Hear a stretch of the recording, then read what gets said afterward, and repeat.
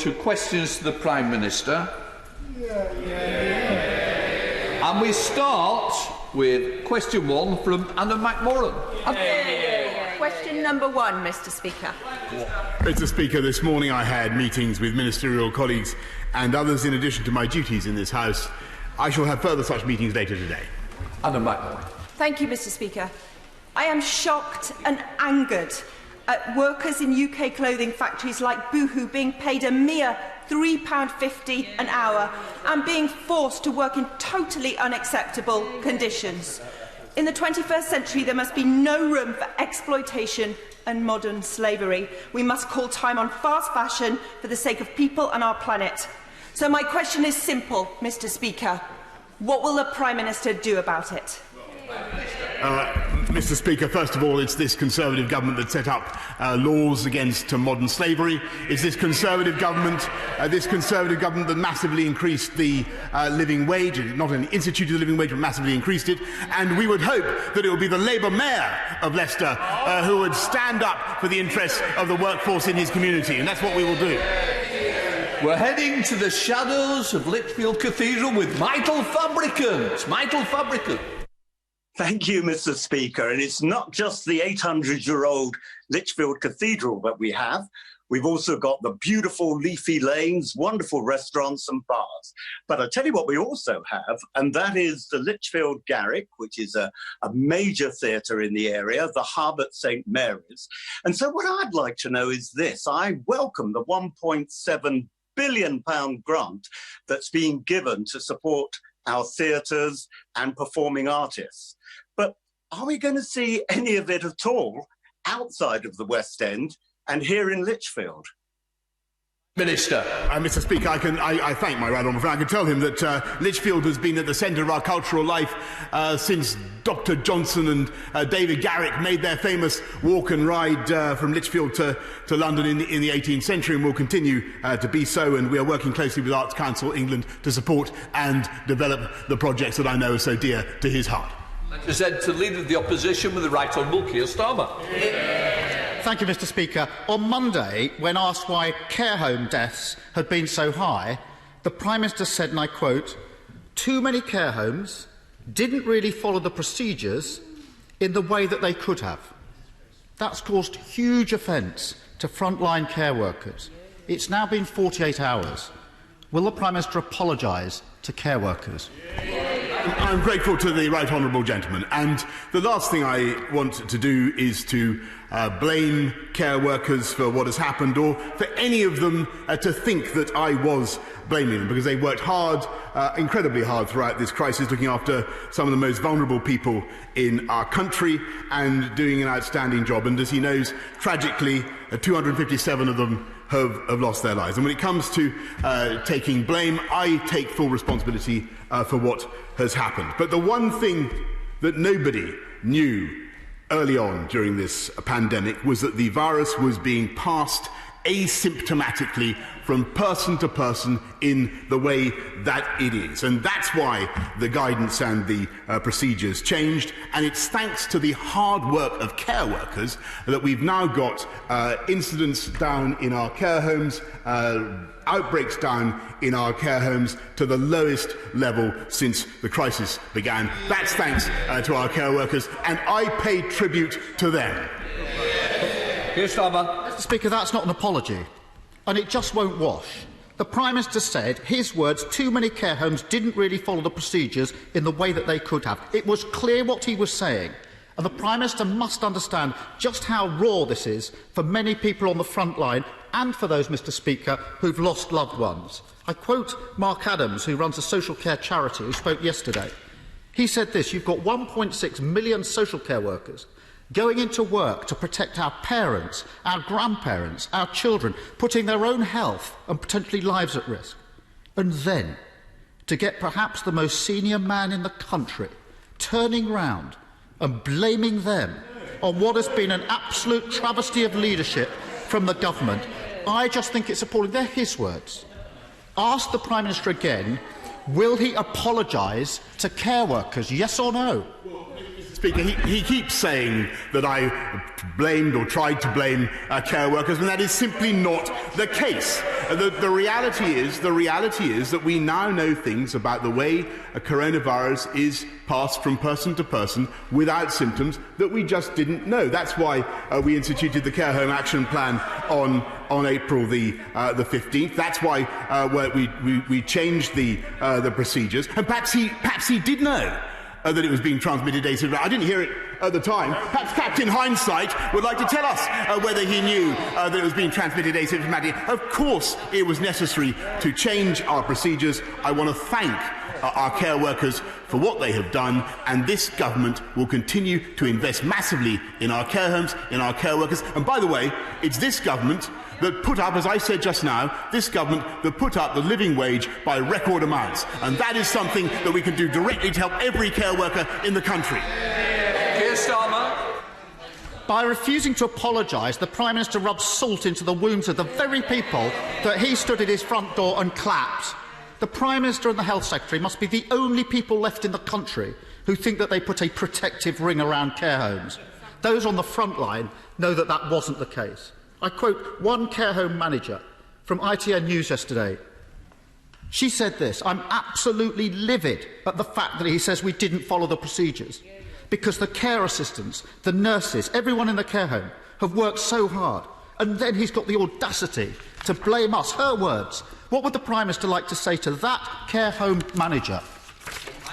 What I would like to say to the lady in question, and indeed to every care home worker in the country, is that this government appreciates the incredible work that they have done. We thank them for the incredible work they have done.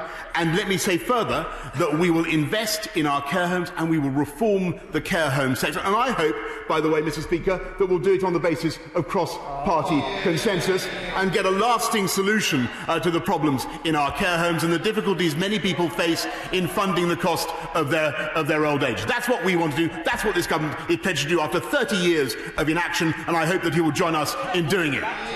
Keir Starmer. Well, I'm glad to hear it. I gently point out that his government has been in power for 10 years with no plan and no white paper. Of course we'll join in plans for reforming healthcare, but for social care, but 10 years wasted. The reality is this: more than 19,000 care home residents have died from COVID-19. It's a far higher number when you include excess deaths. Overall, around 1 in 20 care home residents are estimated to have died from the virus. 1 in 20. It's chilling. These are extraordinary numbers. Yet the Prime Minister has consistently ducked responsibility for this. Will he accept it isn't care workers who are to blame, it's his government? Mr. Speaker, I don't know. I think he's got the old vice of reading out the pre-prepared question without listening to the answer I've just given. I've made it absolutely clear that this government takes responsibility for everything that we've done throughout this crisis, and of course I pay tribute once again to the work of every care worker in the country, and I thank them. But what we've also done is put forward a care home action plan that has helped our care workers, our care home industry, to get the incidence of coronavirus right down in every care home in the country to the lowest level. And we're now putting in monthly testing for every resident in our care home and weekly testing for every care home worker. And that is thanks to the fantastic efforts of everybody involved in NHS testing and tracing. And I think, by the way, he should pay tribute to them as well. Yes, Starmer. Mr. Speaker, the Prime Minister continues to insult those on the front line by not taking these issues seriously. The Prime Minister must recognise that huge mistakes have been made. 2 months ago, at PMQs, I highlighted the weakness of early guidance on care homes. The Prime Minister, typically flippant, simply said it's not true. There were repeated warnings from the care sector, repeated delays in providing protective equipment. This wasn't hindsight. They were raised here day in, day out, week in, week out. It wasn't hindsight, it was real time for the front line. Same on routine testing.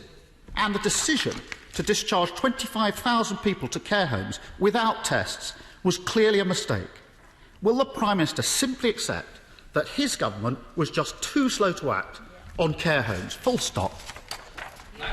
Mr. Speaker, the Right Honourable Gentleman knows very well, or he should know very well, that the understanding of the disease changed dramatically in the months that we've had it, and when he looks at the action plan that we brought in to help our care workers, I think he would appreciate the vast amount of work that they have done, the PPE that they've been supplied with, the testing that they've been supplied with. That has helped them to get the incidence of the disease down to record lows. And it has enabled us to get on with our work as the government in getting this country through this epidemic, getting this country back on its feet. That's what this country wants to see. We've stuck to our plan to open up our economy gradually and cautiously. One week he's in favour of it, the next week he's against it. What this country wants to see is a steady, stable approach to getting our country back on its feet. That is what we are delivering.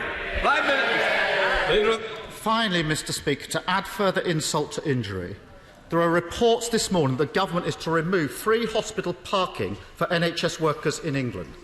The Prime Minister will know that this could cost hundreds of pounds a month for our nurses, our doctors, our carers and our support staff. We owe our NHS workers so much.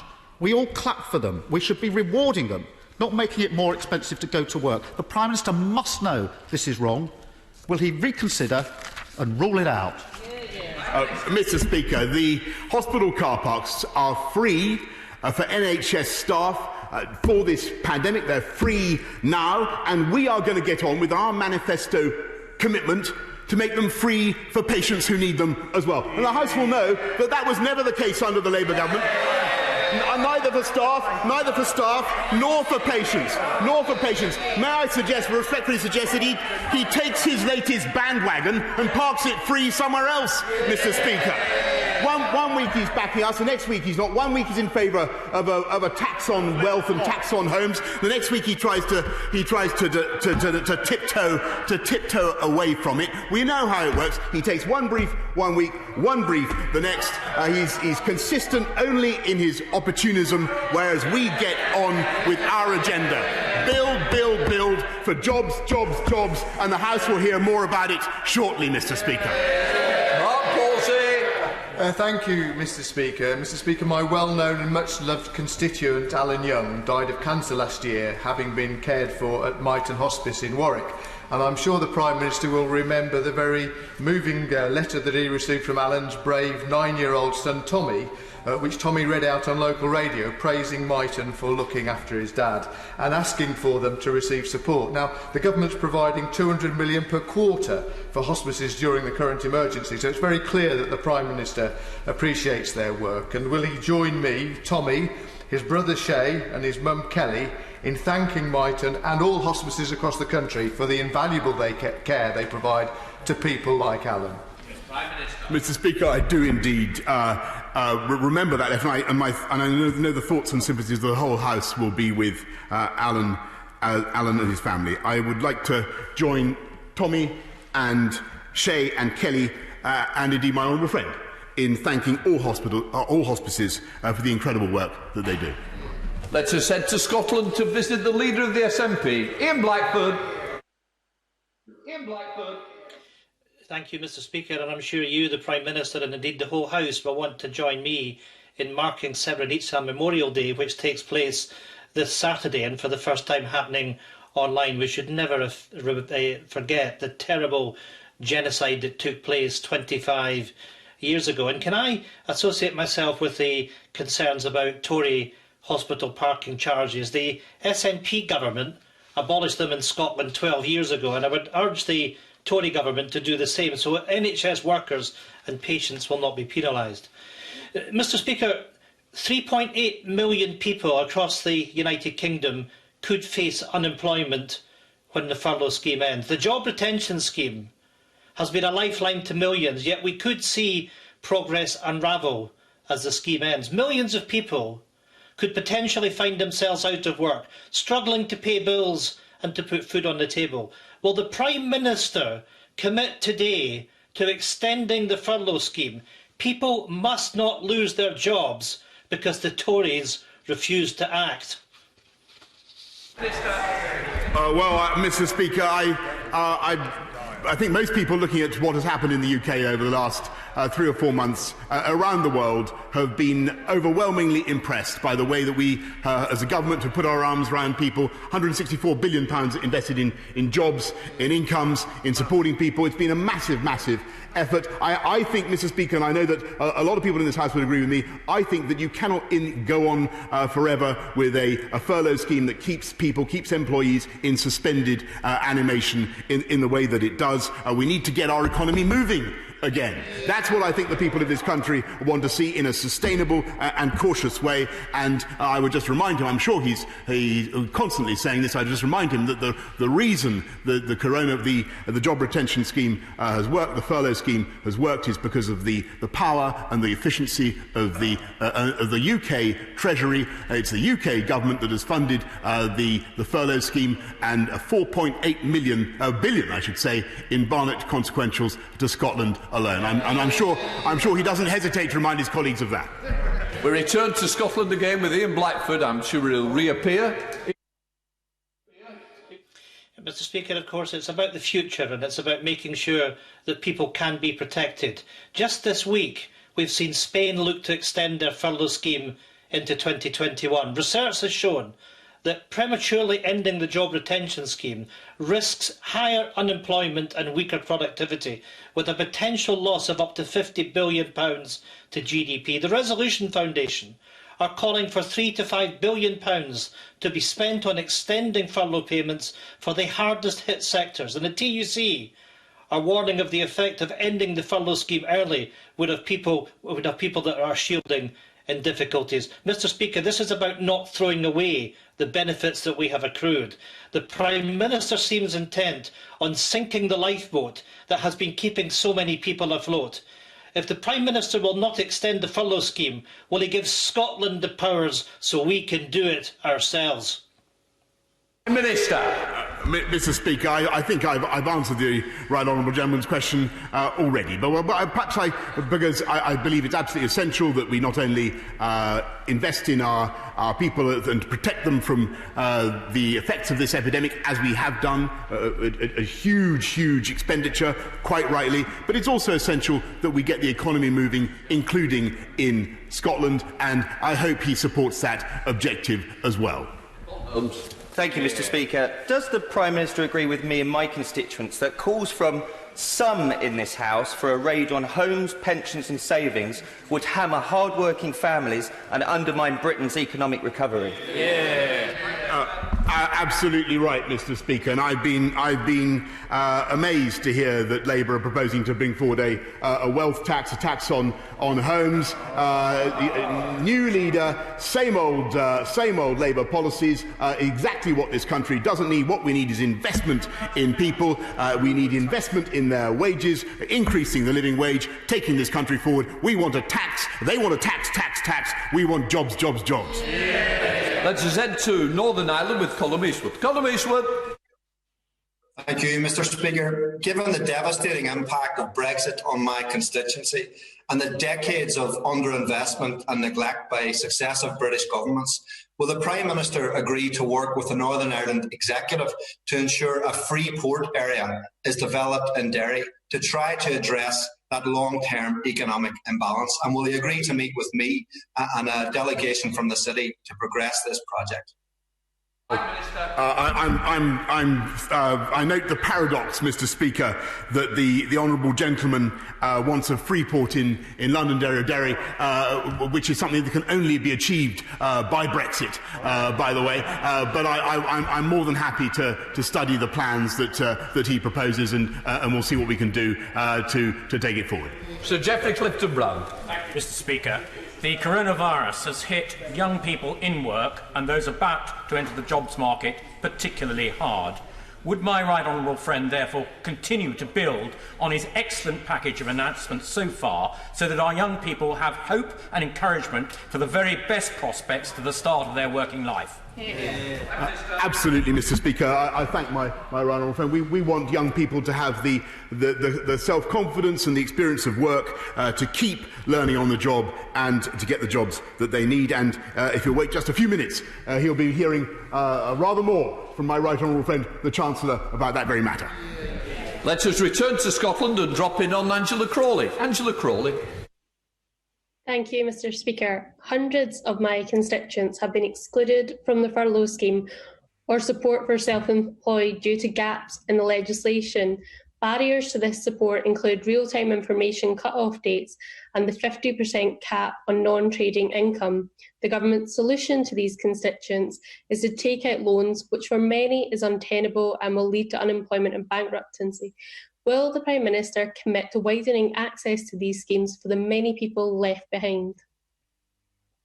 Mr. Speaker, I would just tell the Honourable Lady that there are in fact 12,000 people who have taken advantage of the furlough scheme in her constituency, getting 80% of their income, up to £2,500 a month. It's a massive scheme. And in addition, for those that she rightly identifies who may have had difficulties accessing furlough, we've also massively increased universal credit, up by £1,040 for families across the country, in addition to a panoply of other loans and grants that we have made. Nick Fletcher. Thank you, Mr. Speaker. I'm sure the Prime Minister will join me in thanking Richard Parker, the CEO of Doncaster and Bassetlaw Trust Hospital, and his staff for all their hard work during the COVID pandemic. Yet does the Prime Minister agree with me that Doncaster needs a new hospital? And does he also believe that by building a new hospital in the town, the government will send a clear message to the people of Don Valley that it is committed to levelling up the north? Well, Mr. Speaker, I thank my honourable friend for a very apposite question, because the Health Secretary is indeed committed not just to building 40 new hospitals, but to visiting Doncaster very shortly to discuss investment in healthcare in Doncaster. Sorry, Rex Lockins. Yeah. Thank you, Mr. Speaker. Luton Airport provides direct funding to Luton Council and to many local charities in my constituency, but COVID-19 has hugely impacted this commercial and charitable income. Without urgent government action, Luton Council will be forced into making £22 million of in-year cuts next week. I've raised this issue repeatedly in Parliament on behalf of thousands of Lutonians. Will the Prime Minister meet with me to discuss how emergency funding for Luton Council will save crucial local services and hundreds of key workers' jobs? Well, Mr. Speaker, she raises a very important issue, because the aviation industry has been very hard hit, and that's why we're supporting the sector in all kinds of ways, not just by supporting employees, but also the time to pay scheme and loans from the Bank of England and indeed the government to aviation. The best way, and of course we're supporting local councils as well with billions of pounds, 3.2 billions of pounds for local councils. But the most important thing is to get a medium and long-term solution that enables those airlines to start flying again, so that Luton Council can get the revenues that it needs. I perfectly understand and support the points she makes. Simon Fell. Thank you, Mr. Speaker. It's been said, I hope not uncharitably, that my right honourable friends never met a bridge that he didn't want to build. Off the Cumbrian coast, we've got an opportunity to steal a march with a tidal barrage which would supply 5% of the UK's energy needs in a green, sustainable way. It would leave a legacy of jobs in Copeland, Barrow-in-Furness and Workington, and leave 7,000 jobs. It would allow us to connect communities that have got a terrible transport network at the moment with a shiny new bridge. And it would allow us to build our way into a green revolution. Would the Prime Minister agree to meet with me and my Cumbrian colleagues to explore this deal further? Well, I'm very grateful to my honourable friend for bringing that attractive idea to my attention. I know that several projects are being considered along the Cumbrian coast, and I'd advise him first to get in touch with my right honourable friend, the Secretary of State for Business, Energy and Industrial Strategy, to see what he can do to take it forward, and I will give what support I can. Alex Norris. Thank you, Mr. Speaker. Yesterday, after a delay of over a year, the government published their response to their call for evidence regarding violence and abuse against shop workers. In that period of time, there have been 150,000 such incidents. It's completely unacceptable. There's a lot of very good things in the government's response, but it is disappointing that they've stopped short of a change in the law. Mr Speaker, will the Prime Minister make a commitment that if his plans don't reduce the 400-plus incidents every day within 6 months, he will support legislative change? Mr Speaker, I think we should have absolutely zero tolerance for violence or aggression to people who work in shops, just as we have zero tolerance for people who are aggressive towards those who work in our public services, and we will do everything we can to ensure that is the case. Stephen Hammond. Thank you, Mr Speaker. There was a welcome relaxation of lockdown rules on Saturday, but some sectors such as health and beauty, performing arts, language schools, event providers and wedding industry are still not able to open. Could I ask my right honourable friend if he'll publish a timetable so there can be some hope and certainty for these industries? My right honourable friend raises a very, very important point. We, as he knows, on May the 10th we set out our plan for cautiously getting our economy open again, and we will be saying more later this week about the next steps and the timetable that we hope to follow. Heading to Bedford to drop in on Mohammed Yassin. Mohammed Yassin. Thank you very much, Mr. Speaker. A care home owner in my constituency was told if they refuse to accept the return from a hospital of a COVID-positive patient, they would be discharged to an unfamiliar home. The procedure the owner was obliged to follow was this government's. So rather than point the finger at care workers for his failures, will the Prime Minister do the right thing, apologise and pay tribute to the professionalism of the care home owners, managers and staff in Bedford who went above and beyond this government guidelines to save lives? Minister. Mr Speaker, I thank the honourable gentleman and I renew the points that I made earlier on the tribute I pay to care home workers. The particular case that he raises is important and troubling, so if he would be kind enough to write to me with details setting out exactly what happened, I will be very happy to reply. Thank you, Mr Speaker.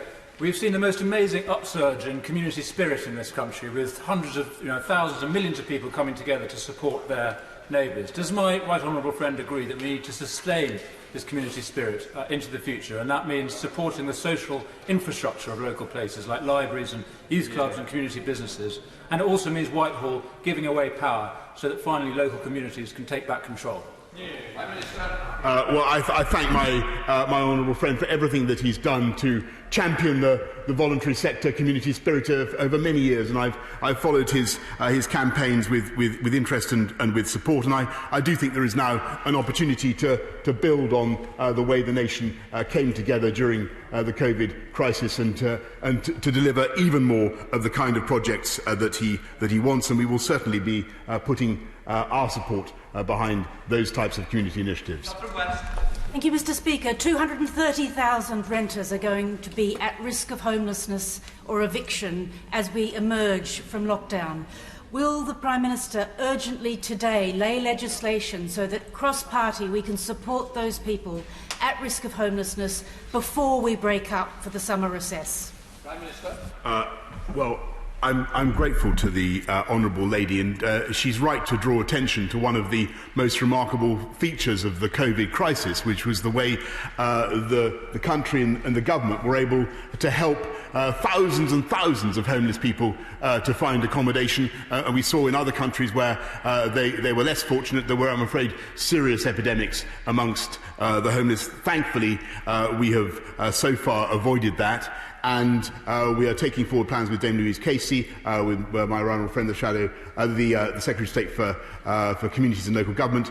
We are taking forward plans to ensure that the 15,000 do not just come back onto the streets, but we do everything we can to stamp out homelessness in this country. Thank you, Mr Speaker. The Queen Elizabeth Hospital in Kings Lynn serves over 300,000 people across Norfolk, Cambridgeshire and Lincolnshire. In the 40th anniversary of a hospital only built to last 30 years, does my right honourable friend agree that the dedication shown by staff in responding to coronavirus deserves to be recognised by including the Queen Elizabeth in our new hospital building programme? Mr. Speaker, of course, this government was elected to build 40 new hospitals, and that is what we can. That's what we are going to do. My honourable friend, the Secretary of State for Health, will be setting out the list. But I can also tell him that Queen Elizabeth Hospital was awarded £9 million in October for urgent upgrades to protect vital frontline care, and I'm sure that he will understand that further long-term solutions are now under active consideration. John Scholar. Well, thank you, Mr. Speaker, and thank you, Prime Minister, for getting things moving on the disclosure and barring scheme. It was also good to hear the Prime Minister belatedly adopting the policy of jobs, jobs, jobs. But does he mean jobs in the UK or in France, Poland, Germany, Korea and China? Because it's all very well announcing, for example, blue passports, but those are now not being produced in the North East, but by a French company in a Polish factory. So, Prime Minister, will you now take back control and give instructions to the Treasury, to the Cabinet Office, to Whitehall and town halls to actually buy British and protect British jobs, jobs, jobs? Well, Mr. Speaker, my honourable friend behind me says from a sedentary position, what's he got against Poland? We believe we will create hundreds of thousands of jobs in this country. We will actively buy British. We will ensure that contracts go to great British companies, Mr. Speaker. But what we will not do is turn our faces against the notion of international free trade and the market that has brought colossal wealth to the people of this country. Those are the politics, those are the economics of the madhouse, Mr. Speaker. Steve Baker. Mr. Speaker, to avoid drama later, we need to complete the process of getting Brexit done in the next few months. So will my right honourable friend therefore please confirm, for the benefit of everyone listening, that nothing in the Northern Ireland Protocol will be allowed to stop the United Kingdom charging our own tariffs for the whole United Kingdom from the 1st of January 2021? Yes, Mr. Speaker, not a sausage, not a jot, not a tittle of the Northern Irish Protocol will provide any such impediment to the unfettered access of goods and services between all parts of the UK. It's Savile Roberts. Mr. Speaker, I am totally on board with the Prime Minister's rhetoric that for too long money has piled into the south-east corner of this island, and investment is needed now to bolster and boost universal confidence. Can he explain, therefore, why his Welsh Secretary took to Twitter this week to argue that Wales is too poor, with too few businesses and taxpayers to be successful? Surely he can't condone the Secretary of State's for Wales off-message pessimism. Mr. Speaker, I've seldom met anybody who was more boosterish for the future of Wales than the Secretary of State for Wales, and that is because this government is absolutely committed to levelling up throughout the whole UK, in Wales and everywhere, with infrastructure, with investment in education and in technology. And we will do the things, by the way, that the Welsh Government has failed to do, the Welsh Labour Government, I might say, such as unlocking the Bryn Glass tunnels, Mr. Speaker, unblocking the Bryn Glass tunnels, allowing that proper M4 bypass, which has long been needed, unblocking them. We will provide the Vicks inhaler, Mr. Speaker, to the nostrils of the Welsh dragon and get Wales moving. Are you trying to put the fire out of the dragon? In order to allow the safe exit of honourable members participating in this item of business and the safe arrival of those participating in the next, I'm suspending the House for 3 minutes. Order!